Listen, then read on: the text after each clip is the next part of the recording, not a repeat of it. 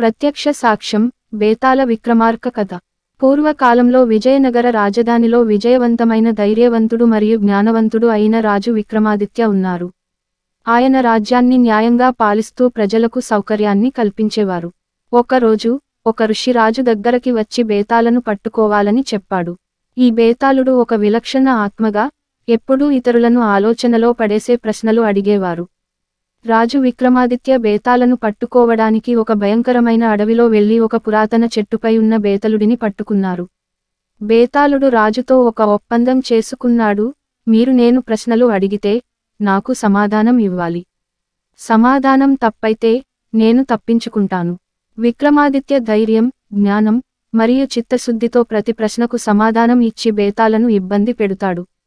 చివరికి అద్భుతమైన జ్ఞానం వలన బేతాళ తనకు గౌరవం చూపిస్తూ రాజుకు వెళ్ళిపోతాడు. ఈ కథ మనకు ప్రతి పరిస్థితిలో ధైర్యం, జ్ఞానం మరియు పట్టుదల కీలకమైనవి అనే సందేశం ఇస్తుంది.